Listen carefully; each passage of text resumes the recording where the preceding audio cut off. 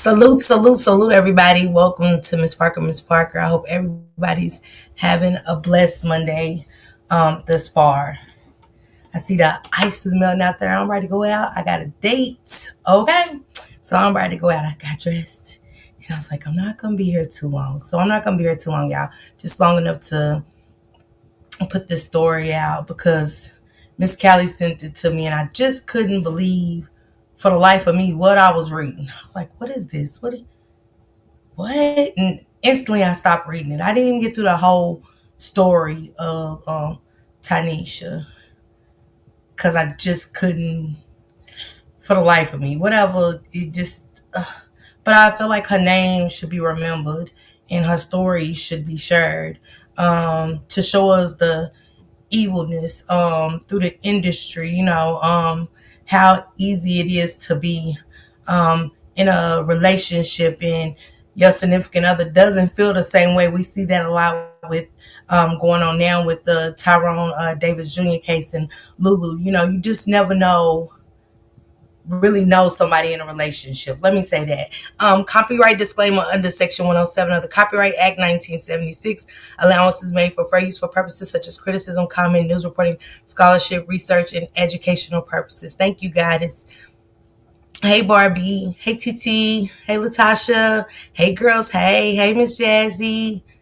Hey, Samad, sis. Hey, Regina. Hey, Diamond. Hey, sis. She said, OMG, I remember this case. Yeah, it's pretty gruesome. It's pretty gruesome, you guys. My glasses are fogging up for whatever reason. Hey, Alma. What's going on, sister? And y'all, just for the record, I speak to my people. I like to speak to people that come in. You don't have to like me, but please hit that like button. You don't have to like me, but just hit that like button. It gets the story, keeps the story going in the algorithm. All stories, okay? Hey, Lady Mysterious, what's going on?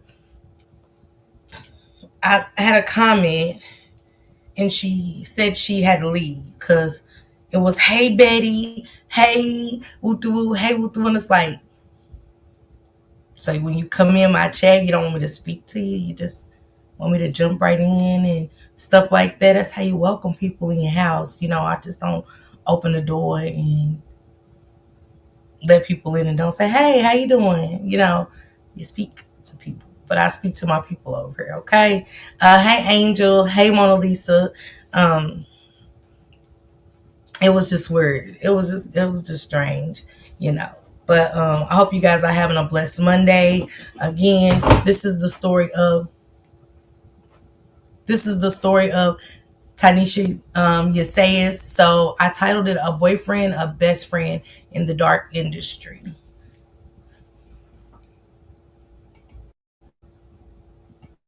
Mother named Carolyn thinks about what happened to her daughter. And I feel everyone should know what happened to her because it was a brutal murder.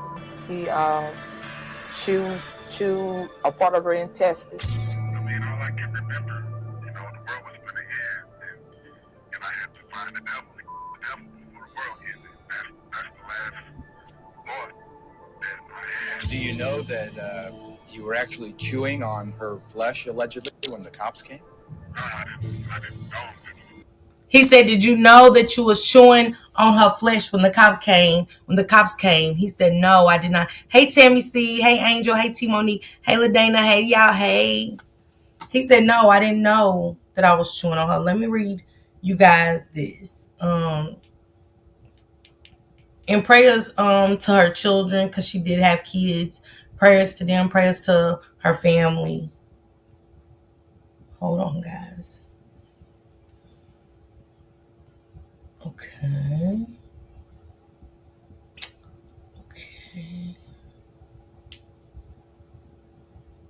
Well, I'm hot. The ice is melted, y'all. I'm right outside.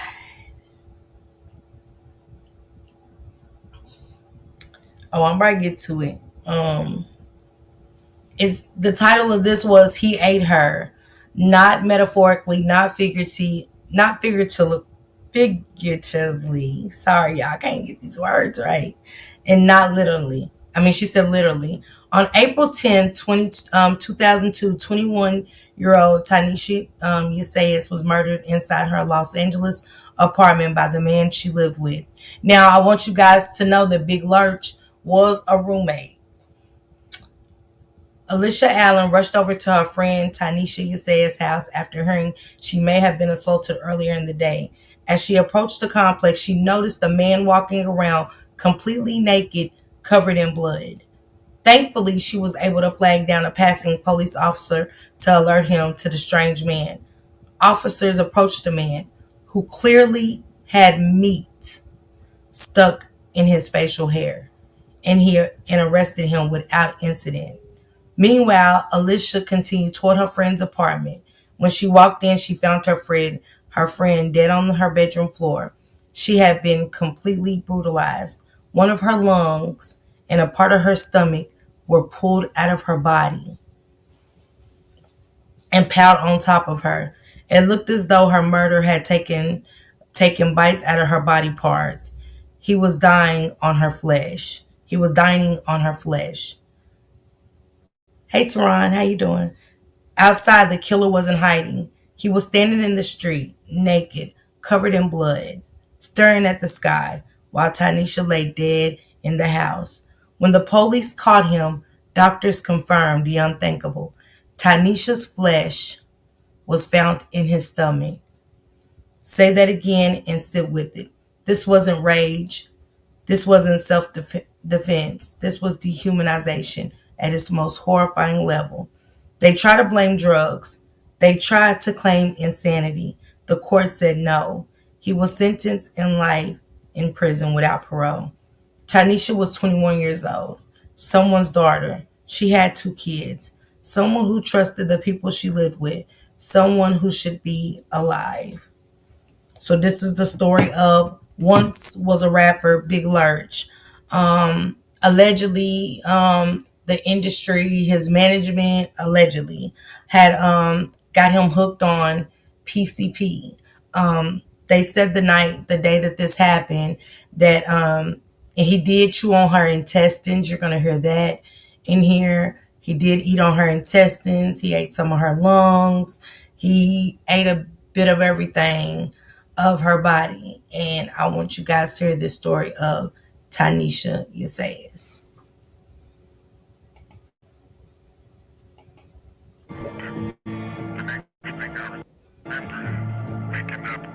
I'm my guess. The radio call came out, a tall woman dressed in a red dress walking in traffic. The radio car arrived, and he was naked, covered in blood. He had her heart under his arm. On April 10th, 2002, a woman made a chilling 900. He had her heart on his arm, you guys. Her heart was on his arm.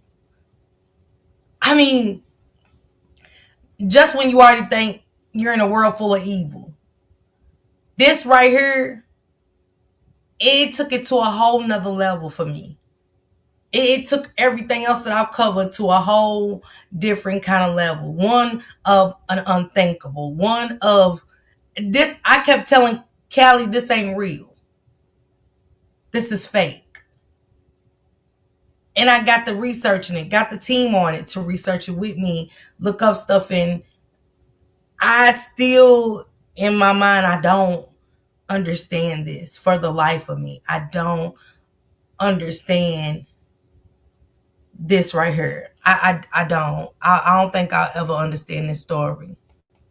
And 11 call after seeing a naked man covered in blood wandering the street, mumbling and chewing while staring up at the sky. Showing her police body, assured her guys. officers were on the way, but urged her to keep her distance. Understandably freaked out, she hung up and rushed to her friend's apartment, only to be met with a horrific scene. Her 21-year-old friend, Tynisha Ysais, was lying in a pool of blood, her body brutally mutilated with bite marks all over her face and chest. Even more disturbing, her chest was ripped open, exposing her organs. But a mother named Carolyn thinks about what happened to her daughter. And I feel everyone should know what happened to her because it was a brutal murder. He chewed a part of her intestine. The naked man's identity was initially a mystery because when questioned, he only responded, How do you chew somebody's lungs and part of their intestines, and how long I don't even got the words for y'all. Hey Lola.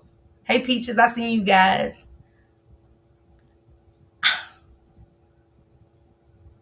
The brutality of it all for Tynisha is unbearable. It's no words can express right now how I'm feeling about this. Hey, 80s blessed baby.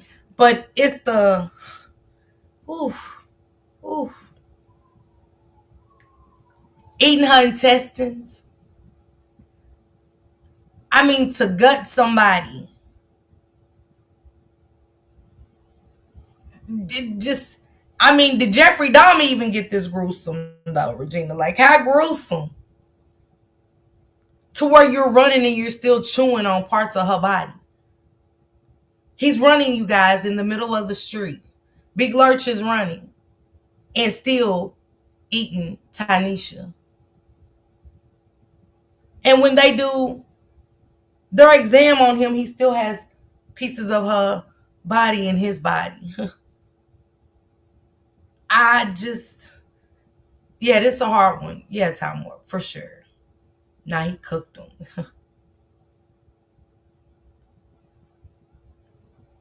For the friend that found her, this has got to be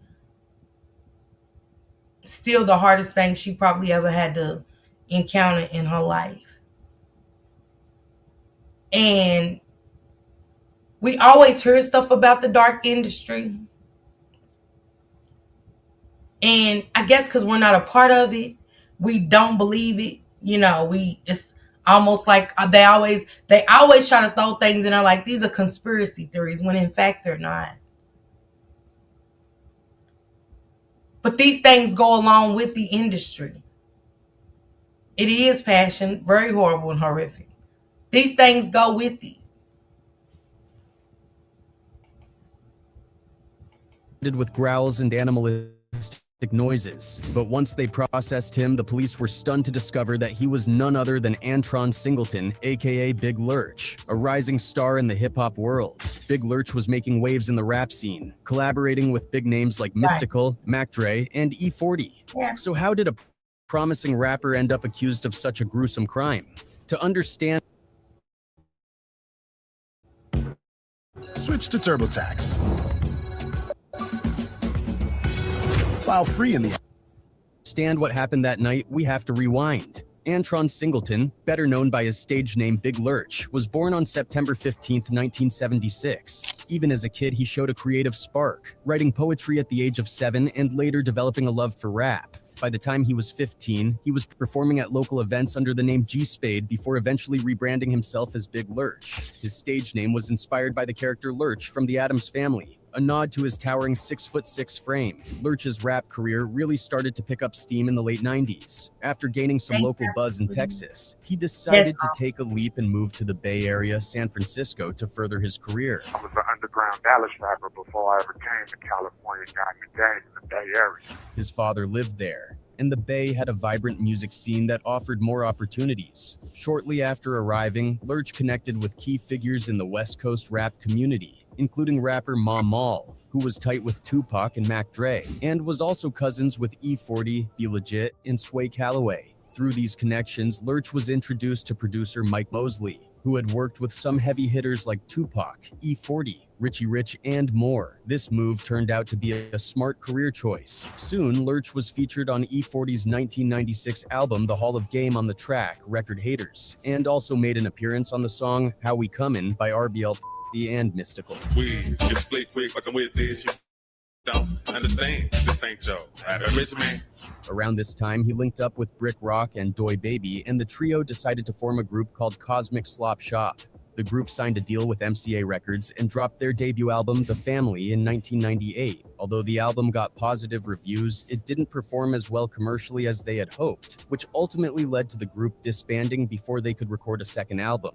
Despite the group's breakup, Big Lurch's talent didn't go unnoticed. He had a deep, distinct voice that set him apart, and his collaborations with big names in the industry kept him relevant. His career was still full of potential, but even with the rising popularity, he was struggling financially. In 1999, Big Lurch was featured on Mac's track Fire, adding another highlight to his music career. In the life of a G, we be trifling and we lighting the scene with insane life. Though there had been some bumps along the way, his trajectory in the rap game seemed promising.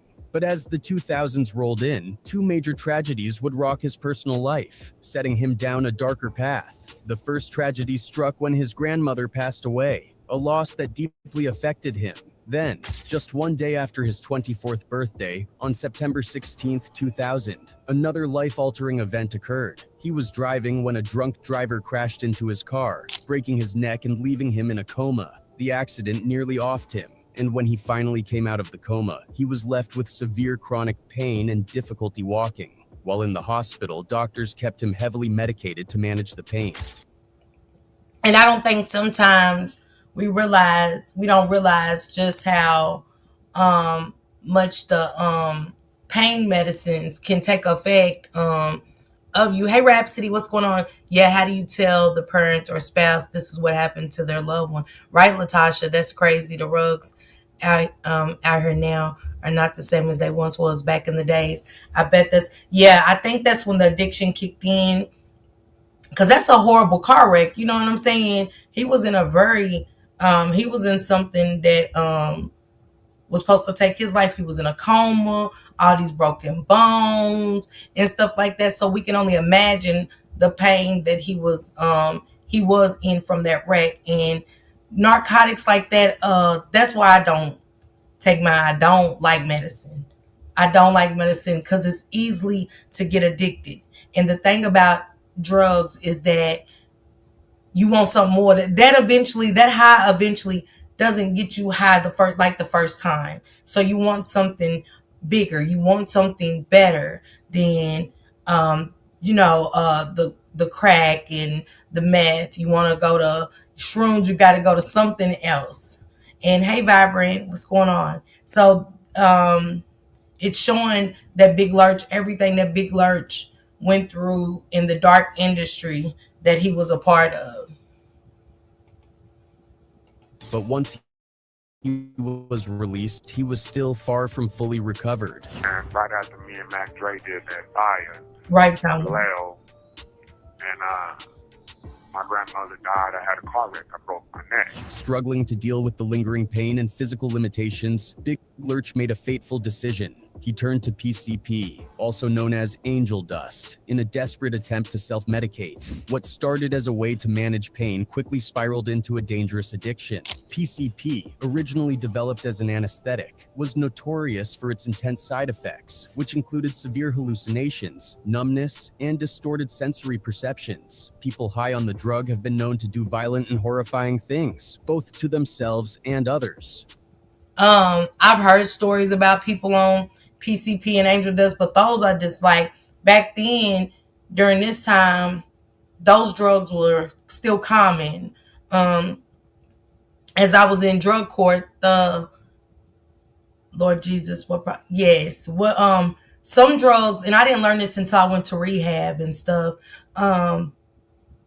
People that was on meth, PCP, and stuff, some of them have to be given, most of them, all of them, have to be given the drug in rehab, and we didn't understand that because we're asking questions like, isn't this a place to get clean? But they can't just take them off of it. They have to wean the dosages down until there's none, because it will unalive them quicker than anything else. And we didn't understand that until then. So you learn a lot in rehab about these different drugs, and PCP and angel dust is way different from way off the Richter scale of crack cocaine and a powdered substance, or smoking it, even meth. Because really, meth is one of those drugs where you wouldn't believe what's in it. When you take it, it's like Ajax and all of these poisonous chemicals. So you can only imagine why you know what I'm saying? We put Ajax in the tub, and we know what it does to a tub when you scrub it clean. You get what I'm saying? Have a tub looking brand new. So imagine putting that inside your body. Imagine somebody sniffing some Ajax. It's just like that. So, it's just a lot of chemicals that's just not good for you, and we can only imagine what they do to the brain.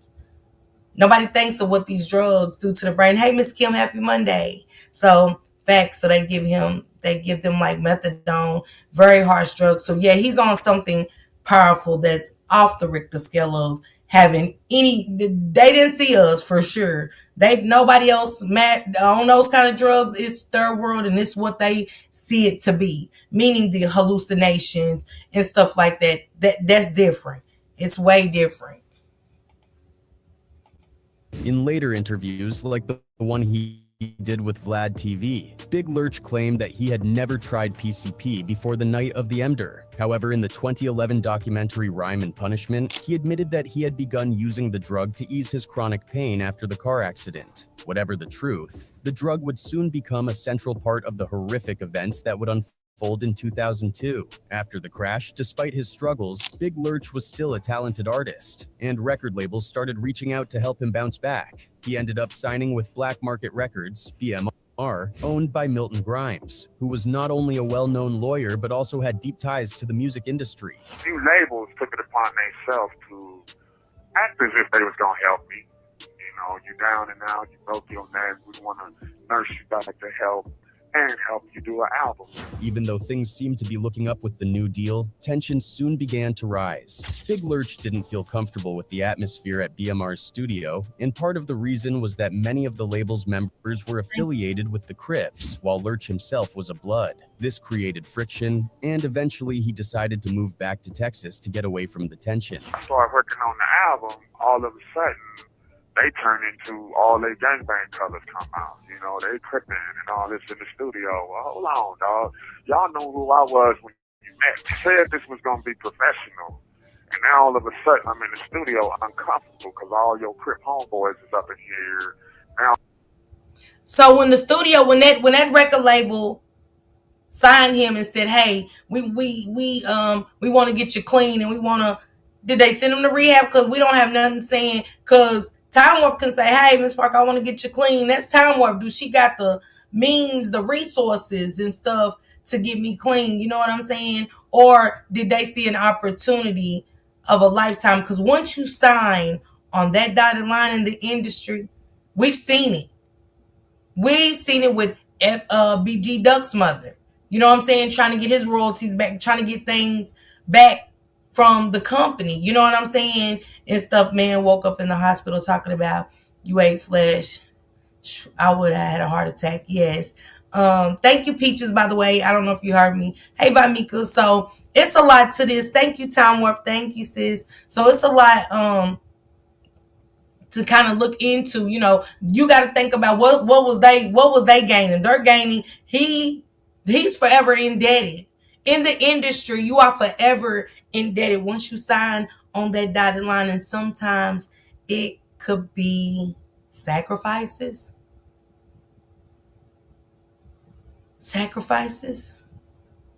We've heard about this. Time after time have we heard about sacrifices. He's saying to them, y'all said this was gonna, come on, y'all. We ganging, we gang banging, and they know this in the industry. They know what you repping.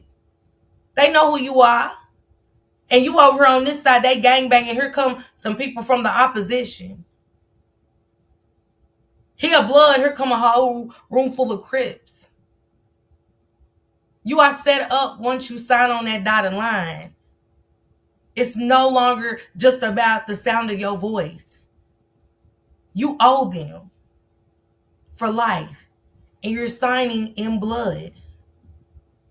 Because I don't see how these people helped him or was willing to help him if they didn't put him in rehab and make sure he was 100% clean. Because I would want my artists 100% together. Coming from PCP, that's why they want them types for the insurance. Absolutely. Absolutely, Time Warp. All of a sudden, y'all want to play night and all this.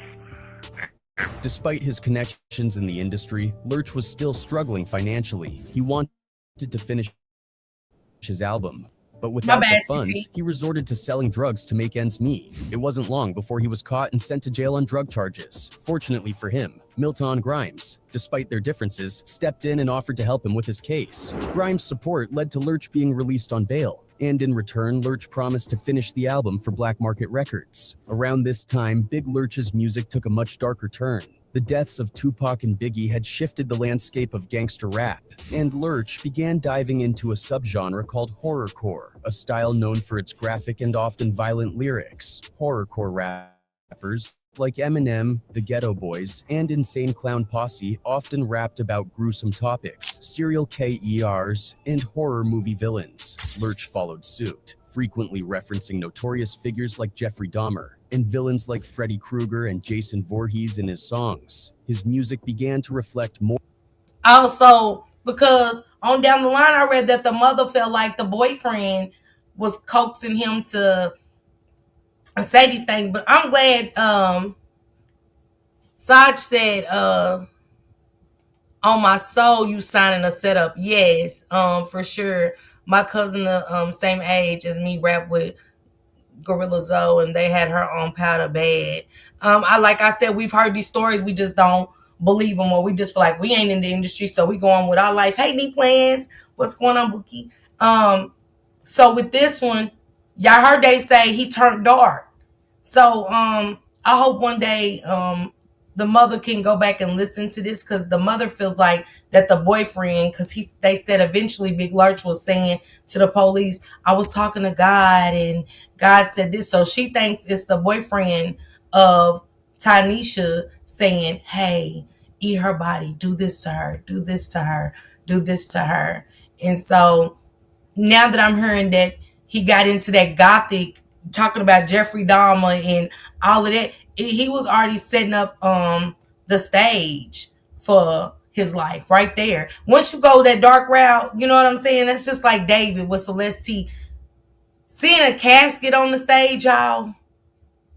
Seeing caskets, and you got people writing letters, and your lyrics is going along with some stuff that happened to Celeste T is just wicked to me. I can't listen to it. Because, like I always said, we bring the devil into our home by what we watch and what we listen to. You can bring those demonic entities into your life. You know what I'm saying? And stuff like that. Praising these kind of things and stuff. You know what I'm saying? Praising these kind of things. And, oh, y'all, sorry. This weed is itchy.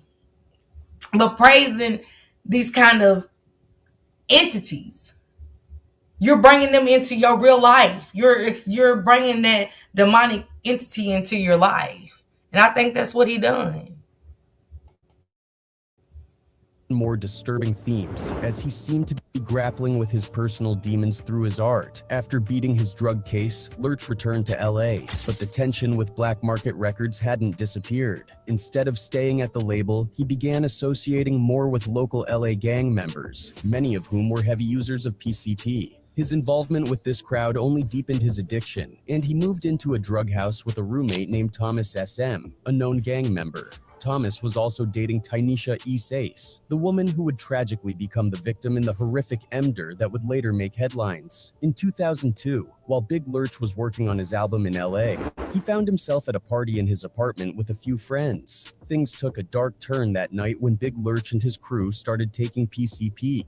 The most common method at the time involved dipping cigarettes in a liquid form of the drug, and according to Lurch, they kept feeding it to him, to the point where it felt unusual. The next thing he knew, he woke up in jail with an Emder charge hanging over him, completely unaware of how he'd ended up there. It wasn't until two weeks later that he began to comprehend the gravity of the situation. He had no memory in that night.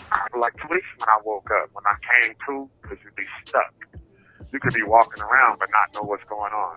Well, when I came to, out of being stuck, I had been in LA County for 2 weeks. I had been arraigned and everything. His last conscious thought before the horrifying incident was a hallucination. He said he had been arraigned and everything. He'd been in for 2 weeks before he even realized what was really going on. That's why I said that's a whole different Angel Dust, PCP. Those are whole meth. Those are on a whole nother level. Whole nother level. Hey, busy baby.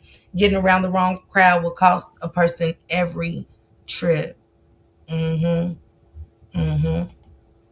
He said he didn't know he was around people. He didn't know nothing. In which he believed the world was ending and he needed to find and off the devil. As the story goes, Yes, after yes. smoking the PCP that night, Lurch became increasingly unstable. High on the drug, he kicked everyone out of the apartment except for his roommate's girlfriend, Tynisha Ysais. What followed was beyond horrifying. He reportedly came up behind Tynisha and struck her in the back of the head with a child's scooter, knocking her to the ground. Then, in a violent frenzy, he got on top of her and stabbed her multiple times in the chest with a knife. It didn't stop there. Lurch then ripped her chest open, exposing her internal organs, and pulled out her lung, biting into it. Teeth marks were later found on both her face and lungs. After the gruesome emder, Lurch fled outside, naked and covered in blood. A neighbor and friend of Tynisha's, Alyssa Allen, saw him through the window Peace. and immediately called the police, alarmed by the bizarre and terrifying sight. When the officers arrived, they found Lurch in the middle of the street, completely naked, barking like a dog, and yanking out his own hair. His body was smeared with blood and he was clearly not in his right mind. Following his arrest, medical tests revealed human flesh in his stomach, confirming that he had consumed parts of Tynisha's body. However, Lurch himself remained in a state of confusion for a full 2 weeks, completely unaware of his surroundings. When his trial began, the evidence against him was overwhelming. Not only did they have the crime scene and his erratic behavior, but the prosecution also used his music as a key part of their case. They got early access to his album It's All Bad, which included a track called I Did It to You. The lyrics were disturbingly similar to the crime he had committed. In the song, he rapped about K-ing for fun, using torture chambers, and waking up in a puddle of blood. I'm using a torture chamber and not a Ruger, so if you wake up in a puddle of blood, nigga. Another verse detailed flashbacks of being called the devil's son. See what I'm saying? It be them entities, y'all. It really, I know Rhapsody, right? BZ said, I know all about this story. Rhapsody said, OMG, girl, yes. Letting that dark side in, I just really feel like in the industry, especially around that time, I still think it happens today, but I'm going to say this, at that time, he was coming into the game. I really think it was a lot of blood oaths going on. You signed on that dotted line in blood, not by ink. His nightmare started when he entered the industry and followed him. It said the industry never have to pay, but gain from a person's downward spirals from their lyrics. Yeah, because with them contracts comes insurance. If anything happens to you, that's guaranteed paid for them. They're automatically paid, dead or alive. If you die, they're still going to make money off of you in the industry. If y'all have a son or a daughter that's trying to make it big in the industry, you have to have these kind of conversations. It has to be someone with them. Reading this to them, reading the dotted, don't sign on that. Let's look into this. Let's let a lawyer look into this.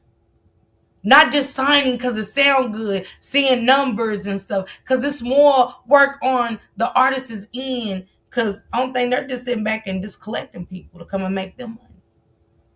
They don't mind the rappers getting on the mics, talking about, I shoot your mama, shoot your kids, yeah. Because they know what comes with that, retaliation. Oh, that boy that you just rapped about just might see you. They just might see you outside. Thank you, Rhapsody. Bren said exactly. But whether you make it or not, I don't care. I got $1 million insurance policy on you when you sign at the dotted line. We got a $500,000 policy. Because they still have to get paid off of you. They own you. They own you. You no longer own yourself. Somebody owns you. That's why so many artists stay independent. Exactly. It makes sense when Cat Williams be saying about the industry, the gatekeepers comes with a price. Exactly, Lady Mysterious. Everybody just in the audience just laughing at Cat Williams when he was telling the truth the whole time. It was comedy for us, but he was really up there telling us a story. And when he got to telling us those stories that you said, Lady Mysterious, didn't they blackball him? When he talked about walking in that party and seeing all that inappropriate Diddy shit going on, he said, no, couldn't believe that. Damn, this shit really go on. This shit really is going, it's going down. If it ain't some scary shit. Because now that you've seen it, what happens? Everything that Cat Williams worked hard for, they blackballed him. Because he was speaking out. Telling things. The industry doesn't care if you go dark. They know soon your demise is coming. That same homeboy you just did, he might see you in the streets. He might come look for you. But hey, we're paid. We're paid. She said came with a price sooner or later. Yes, yes. It's a sad. Referencing violent urges and his baptism. The prosecution argued that these lyrics were not just fictional, but reflected Lurch's real-life obsession with M and violence, which had culminated in the horrific M of Tynisha Ysais. For the jury, it wasn't difficult to connect the dots. The violent themes in his music, combined with the brutal evidence, painted a picture of someone who had been fascinated by dark, twisted acts long before the crime took place. It took the jury less than an hour to deliberate, and on November 7, 2003, they found him guilty of first-degree M, torture and aggravated mayhem. Big Lurch was sentenced to life in prison without the possibility of parole. But even with the conviction, many still question whether this is truly what happened on that fateful night. According to Tynisha Ysais' mother, Carolyn Stinson, the whole situation is even more complicated than it seems. And then, y'all ever, and I'm being honest, hey Erica, LaDana said they just use people, let's go. Rhapsody said facts. Y'all ever heard some music and it just don't make sense? And you just say to yourself, damn, I can sing better than that. Some people are pawns in this dark web, which is the industry. You are signing your life over on that dotted line that night. Once you sign that contract, you belong to them. Go on out there. Write all these diss tracks.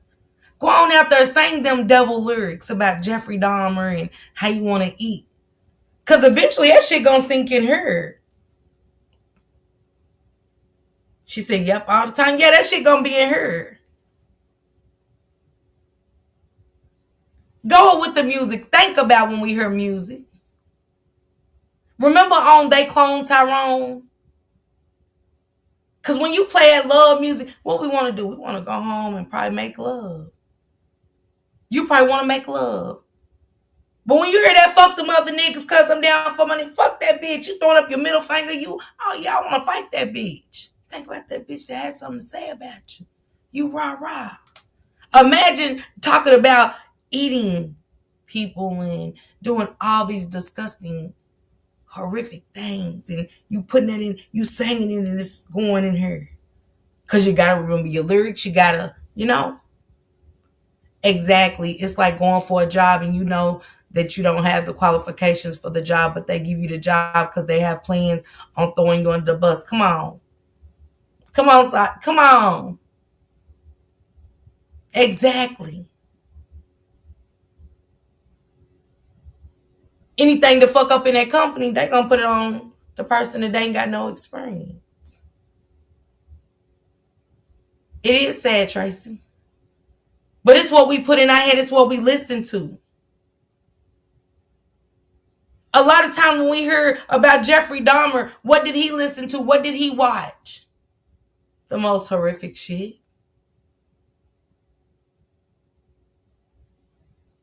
So it matters. But the mother felt different. Let's listen to her. She didn't feel like that was it. She doesn't believe that Big Lurch was the one who actually offed her daughter. In fact, she's convinced that it was Tynisha's boyfriend at the time who was responsible for the brutal As far as her boyfriend, he was a gang member. I believe he the one set all this up. He was beating on her. She had all her stuff packed, ready to leave. Stinson believes her daughter was offed by. Hold on, BZ. Come up for a second. If you can, BZ, come up here for a second. And I reached out to her. I think that's her in Long Beach. And stuff. I did reach out to Miss Curlin and stuff to let her know I would be covering Tynisha's case. Matter of fact, hold on. I think her sister reached out to me. Did I look at it? No. Now that I'm just thinking about BZ saying that about the mother, give me 1 second. Cause I hit her up as well to let her know that I would be covering her sister's story. I didn't want any disrespect, me, for them to feel like I was disrespecting, but this story just stuck with me when Miss Callie's Kitchen sent it to me. I think she reached out, I thought.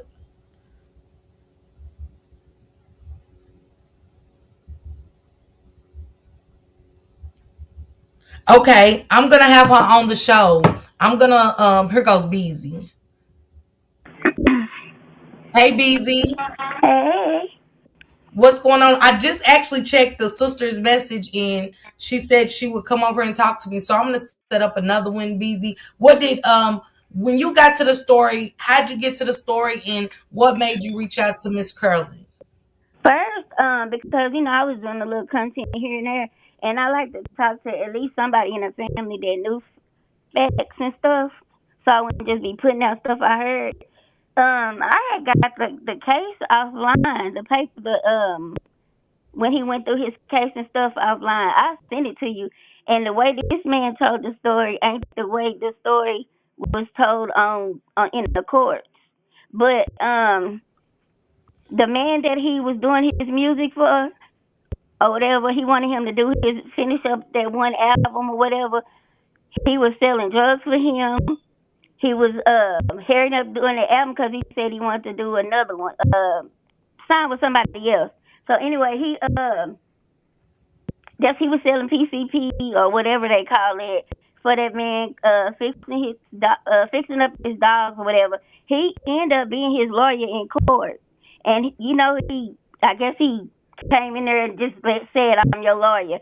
So, but he didn't care to fight back. So it was a lot of stuff missing, like that they didn't tell. The Miss Carolyn don't tell you. It's a lot of stuff missing that the police didn't tell, like the shoes that was in the bag, because they were saying it was a party. I saw the man that was in the wheelchair that was there, the boyfriend, because they all on Facebook. I saw all them, and the boyfriend went to the mall with somebody else, and the girl stayed there or whatever. And the mama think that when they got upstairs, when the girl went upstairs or whatever, that's when the boyfriend came because they were so high on PCP. But the amount that she had in her, somebody had to pour it in her. Also, Tanisha had some in her too. In her system, yeah, and the amount she couldn't have smoked all that. So somebody poured that in her. And he was already high. He was already high. So Yeah, I heard that. I just reached out to the sister and she said she would love to come and talk to me. BZ, can you send me everything that you have and stuff like that? Because I heard that Miss Curlin felt like the boyfriend had something to do with it and stuff. Did she tell you the same thing, BZ, yeah, allegedly? yeah, she don't believe that Lurch had anything to do with it. As far as him having her blood on him and him eating like some of her organs, when they went upstairs or whatever, the boyfriend in the papers, the boyfriend like kind of told us to come up there, and he out of his mind, so he don't know what's going on, and so he think that she think that the boyfriend killed her, and then made him eat. You know what I'm saying? Like guided him to do everything, cause she just don't believe that that Lurch did it, and then she was gonna leave him. I send you the boyfriend pictures and everything. Yes, please. I send Please. you everything I got. Okay. And busy, when the sister comes, I would love to have you here too. If she Okay. comes, I'll let you know what day, I'll kick it with you on the stoop or whatever. But Okay. yeah, all the information so you can come back over here with me as well. Okay.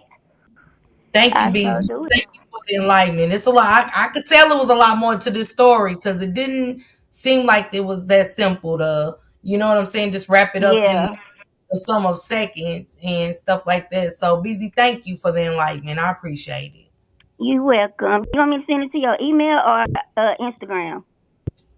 Matter of fact, send me a request. Send me a friend request in the Discord. Okay. Okay, I'll do that.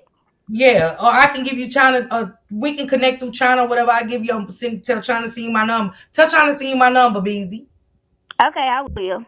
Okay, love you, sis. Love you.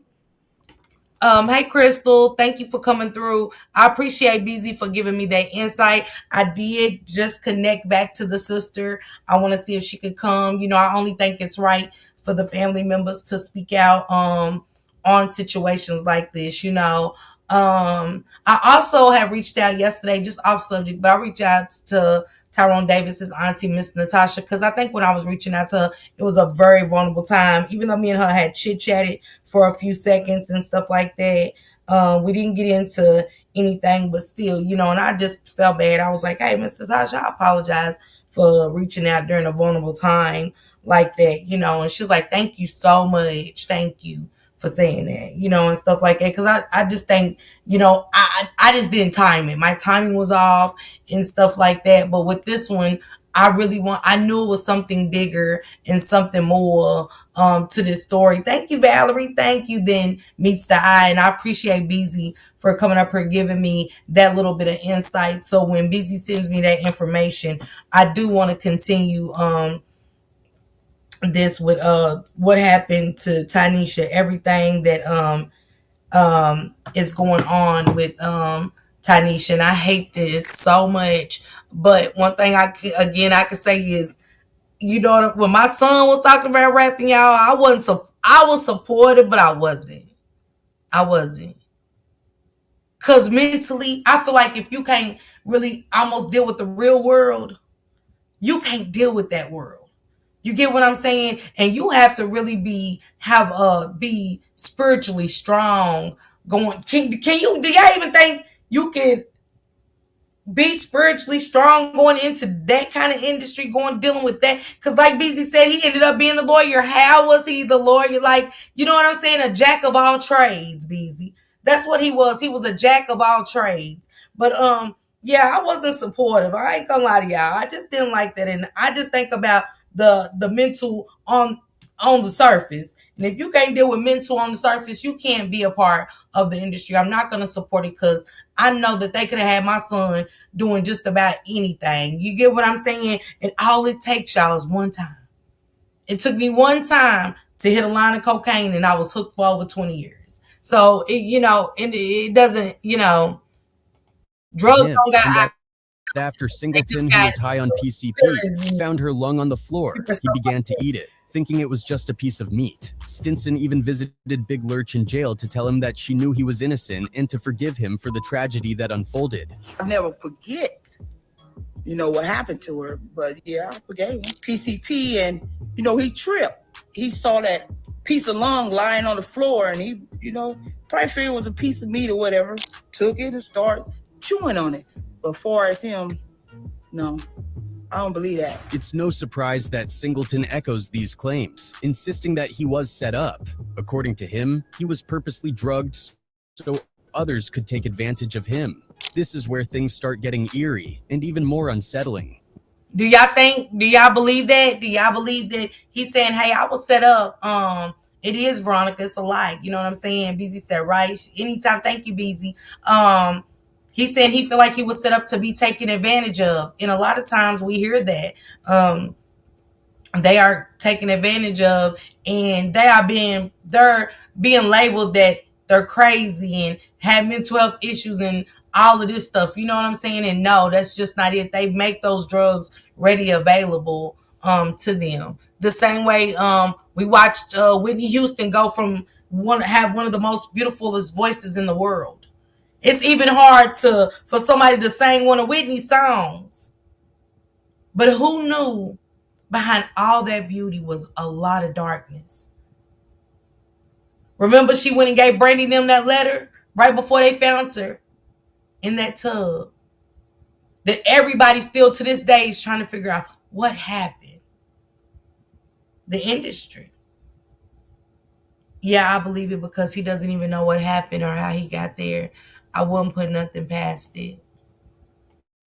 When the police conducted a medical examination of Tynisha's body, they found PCP in her system. The strange part, her mother said Tynisha didn't use drugs, and even if she had, the amount of PCP found in her bloodstream was so high that it would have been lethal. It just wasn't possible for her and Singleton to have smoked that much PCP on their own. Singleton claimed that someone had poured the drug down both his and Tynisha's throats without their knowledge, and that they hadn't willingly ingested it. Somebody pulled it down, the bottle was pulled down her throat because she had so much in her system. They said ain't no way she could have smoked that much. The story takes another bizarre twist when it comes to the evidence. The Emder weapon was a child's scooter, and there was a bloody handprint on it that didn't match Singleton's prints. Not only that, but there were also bloody fingerprints and footprints found at the scene that didn't belong to either Singleton or Tynisha.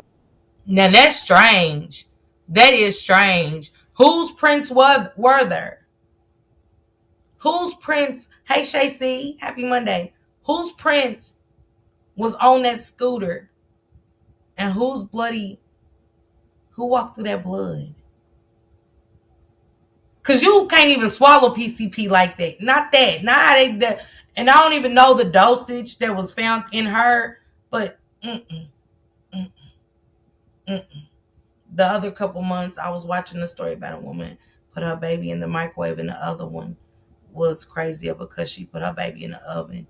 And this is turning wicked. Yeah, that's different. Oh, that's something evil. This raised serious questions about what really happened that night, but it was all overlooked during the trial. There was also no mention of Singleton's pit bull, which was present during the crime. The bite marks found on Tynisha's body were never tested to see if they matched Singleton's teeth, all because of his attorney's strategy. His attorney, Milton Grimes, pushed for an insanity defense, advising Singleton to admit to the Emder and claim temporary insanity in hopes of getting a lighter sentence. The dog in that house. Now, Milton Grimes never brought up the dog or nothing in the case. He told me we need to make this look as worse as we can. Grimes, a well-respected lawyer at the time, told Singleton that if he took this route, he would only spend a few years in jail and be released soon after. But this defense was flawed from the start. In California, you can look at him. Virgo said, I was just watching this a couple of days ago. Sad story. It really is, Virgo. You can look at him and I could just feel the energy. His energy's off. The man right there in the picture that he signed with the record label. And then he's the lawyer. Beezy, is that who the lawyer is too? Him? Hey, Tanika, that's the crazy part. Is he the attorney? I'd like to know that. Now that makes me think and say, did Big Lurch really do this? You noticed a lot of these unsolved cases that they can't detect the cause, or it isn't heart attack, drugs, or mental illness, wicked, and the forces at work. Yes. Now, Busy, see, you can tell something ain't right with him. I could tell when they said that Big Lurch signed with him. And he said, go ahead, you're just going to do a few years on it and you'll be out. For that? Hey, beloved. Hey, how you doing? Happy Monday. You told this man he was going to do what? A few years not for that. Not for chewing on somebody's intestines and lungs. I really want to know his position. He didn't care at all. Now I want to look into him, Beezy. Because something about him just don't sit right with me. He didn't care at all. Because Because either way it goes, they're paid, you guys. They're paid. How do you go from management to attorney? How did you jump on board so quick? Is it because he was contracted to you? You wanted money like BZ said he didn't care at all? She said retention. Mm, mm, mm. California, you can't claim insanity if you willingly took a substance that led to the crime unless there's a pre-existing mental illness. Despite this, Grimes moved forward with the insanity plea, never mentioning that Singleton had been diagnosed with bipolar disorder years earlier, which could have helped his defense. Singleton, for his part, wasn't even aware of what was happening during the trial. From the moment he was jailed, he'd been put on Haldol, a powerful antipsychotic drug commonly used to... Now that matters, because if he's dealing with all of this, he's bipolar, schizophrenic, or whatever, anything. Hey, lady, how you doing? Happy Monday. He's any of this, y'all. On PCP. On PCP, say. Because that matters when you're dealing with mental illness, schizophrenia, anything. Any medicine matters. It can trigger things different. It can alter things different. That's crazy work. Why didn't the attorney for him say that he had these mental issues? Didn't I say it was something about him? Yeah, we gonna plead insanity. But with saying nothing. Y'all get what I'm saying? How do you plead insanity for him when you're saying backing it up with nothing? Because it's accident too. Y'all know a lot of stuff can trigger things. Being in accidents, not being able to move, not being able to function in other ways, sexually, all kind of ways. Walking, hearing voices, the attorney and the boyfriend probably set it up. Restrained people experiencing acute psychosis, often caused by drugs like PCP. As a result, Singleton was unable to speak up for himself or even fully understand what was happening. He wasn't able to defend himself in any meaningful way. So when I'm in court, I don't know what's going on. You got me in mental health. I'm on Haldol. And then you tell me not to take the stand, and then a total twist. Grimes' mishandling of the case didn't stop there. Years later, it came to light that Grimes was ordered to pay $1.2 million to the family of a man fatally shot by Gardena police. The court found that Grimes had failed to properly handle the family's civil wrongful death case. Some believe that Grimes intentionally botched Singleton's case to gain favor elsewhere. Did what I say? What? When I say I don't trust, man, you can look at him then and see something ain't right. Something just ain't right in my Keith Sweat voice. I knew he shouldn't have been questioned under the... Absolutely, Samad. That was number one. That was number one fuck up for them. You get what I'm saying? I said they pre-planned, I think, and used mental illness and drugs to make it seem like it had something to... Yeah, Shacey, absolutely. Hey, Stephanie, absolutely. That's the interview I remember. Absolutely. Hey, honey, 5K, what's going on, sisters? Happy Monday. Absolutely, Shacey, y'all. Which only adds to the strange and questionable nature of the entire trial. As if all that wasn't bad enough, the record label Singleton was signed to wasted no time profiting off the situation. Right after his conviction, they released his debut album, It's All Bad, without his permission. What I say? What did I say, y'all? They gonna make their money. He's contracted to them for how long?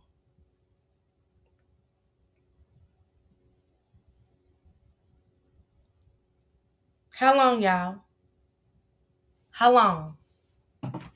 And they released it without his permission. They're making money off him while he's doing life. While he's doing life for something that he probably didn't even do. or he was coerced under the influence to do? Why he not in a mental hospital and still in jail 24 years later? Let's go, Regina. Good question. I know Galatians. I don't know what be up with you too. Man, it's right here. Hit different. Complete with a photoshopped image of Singleton holding a skull on a platter. They also produced a documentary titled Drugs Made Me Do It, using his story. Come on, y'all. Listen to drugs made me do it with a head, a skull on a platter. With a skull on a platter, y'all. The drugs made me do it. How disrespectful is that to the family? Ain't that crazy? Ain't that strange? Title it Drugs Made Me Do It. This is insane. As a way to generate publicity. This wasn't the first time the label exploited Emder for profit. They had previously done the same with rapper X-Rated, releasing his music while he awaited trial for a Emder charge, which he was later convicted of. This trial, with its twists and turns, remains one of the most bizarre and controversial in hip-hop history. From the gruesome Emder to the questionable handling of the evidence and the strange court proceedings, the whole case leaves behind more questions than answers. And while Antron Singleton sits in prison, the truth about what happened that night may never be fully known. One thing we should never forget, though, is the real victim in this story, Tynisha Ysais. Her life was tragically cut short in a brutal and unimaginable way, and she was laid to rest after suffering a horrific fate. At the end of the day, it's her life that was lost and her memory that should be honored. Rest in peace, Tynisha Ysais. Was justice really served? Let us know what you think in the comments below.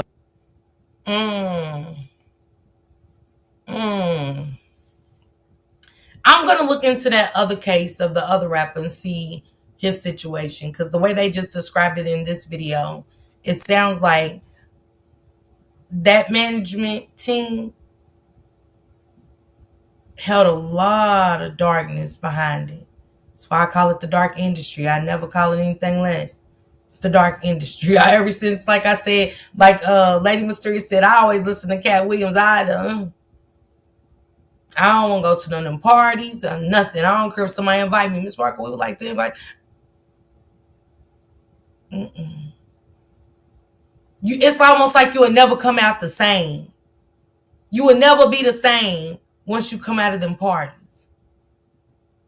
They are sent to do these things and have people to back them up when they go to jail, get caught. It's supposed to be just that way, in plain sight, but no answers. I agree, Shacey. I agree. It's so sad for the victims and him as well. Yes. Crazy work. Yes. So shout out to you guys. Thank you guys so much for the super stickers, the super chats, the grabbing the memberships, to Miss Callie that grabbed the membership. Thank you guys. Thank you so much. Beloved, you're fine. You're fine. You guys enjoy the rest of y'all Monday. I will see you back at 8 o'clock tonight. I want to talk about Naziah Harris again and stuff like that. You know what I'm saying?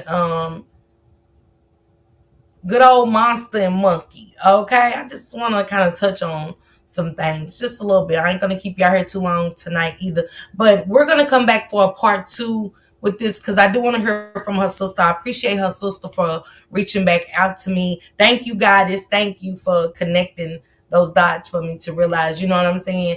I agree with Maisha. Having a team is everything, you know what I'm saying? Because I was looking hard. I was looking hard and stuff, but she did reach back out to me. I'm trying to see what day works for her to come back so we can really get to it. I'm waiting for Beezy's results too. Love you, Beezy. Love you, Bookie. Wait for Beezy to send me her stuff, and that way when I do have the sister here, I can ask her some questions and stuff. So shout out to you, Beezy. Thank you so much for pulling up and adding clarity to this story of Tynisha. I knew it was deeper than what I read, based off of some things that just didn't make sense to me and stuff. You gave me clarity. Hey, Pretty Trucker, drop your link, Pretty Trucker, while I'm here real quick. Keep doing what you do. Support our content creators. Great live always. Thank you. This story really hurts my heart. Yeah, it's extended. It's extended. And for the mother, you know, a mother knows.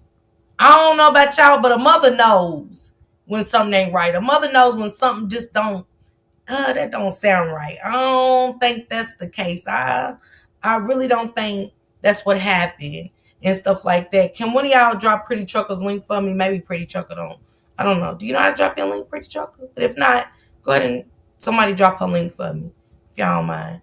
But I knew it was more. And then when he even had a feeling about the people that he signed with, he was like, they know I'm a blood and they said it was going to be peaceful. They did that on purpose, Beezy. They brought those people in there on purpose. I do believe. And it's Pretty Trucker One on Twitch. Okay, make sure y'all follow Pretty Trucker One on Twitch as well. Get her some followers over there, some more followers over there on Twitch. Help a sister out. But I do, BZ. I believe that this was done purposely. I agree with you, Shacy, 100% that this was already planned and stuff. I think they already have people that they set out to do, you know what I'm saying, whatever they do too, and have them where they need to have them. Y'all heard it was another situation with another rapper that went to jail and they had his music doing the same thing. But to put drugs make me do it. It's crazy. That's crazy to me. Drugs make me do it. Huh. And I need to go listen, hopefully find that song and listen to the lyrics behind it. But how disrespectful and sickening that was to the family of Tynisha Ysais. It's crazy work. But thank you again, you guys. Don't forget to follow Pretty Trucker One on Twitch, okay? Shout out to y'all. Follow her YouTube page as well, Beezy. Don't forget to get my information from China so we can connect, and I'll let you know when the sister hits me back and stuff like that, because I would love to have you here for that and stuff too. The industry is a scary place. It is. I don't think nobody know how serious it is. Money sounds good, you know what I'm saying? Okay, you know, I'm about to really start making the bread and stuff versus what comes with it. It comes with a price.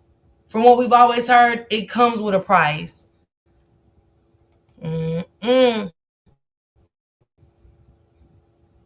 Prayers to her family, you guys. Prayers to her children.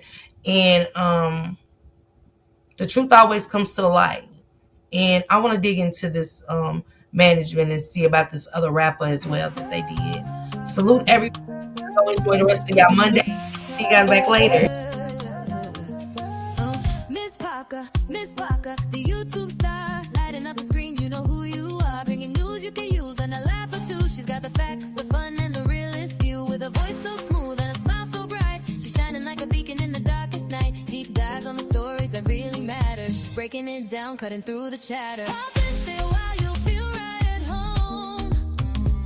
She's got a little something for everyone, with a heart so big and an attitude strong. Miss Parker's where you know you belong. She's an advocate, a friend, a voice for the unheard, asking all the questions, never missing a word. Or a second to none. She's blazing like the sun. Miss Parker, the only one.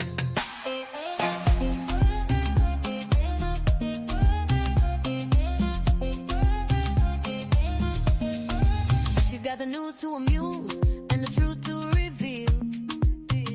Digging for the answers, keeping it real.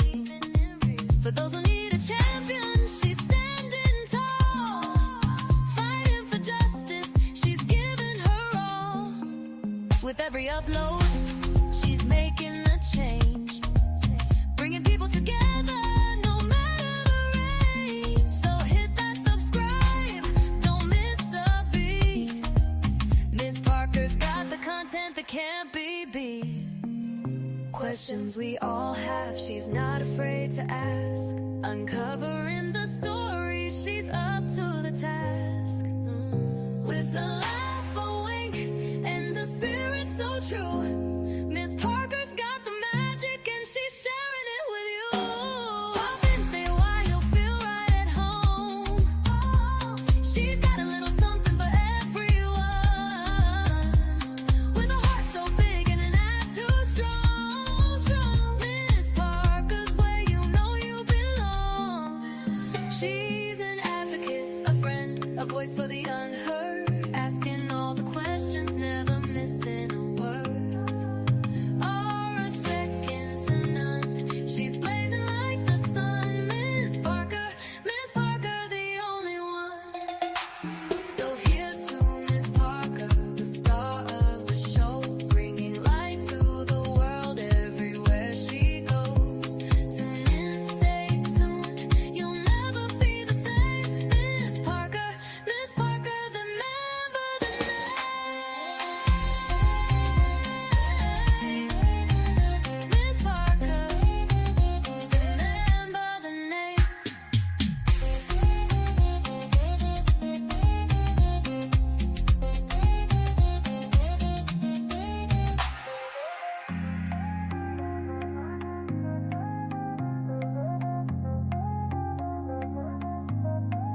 So here's to Miss Parker, the star of the show.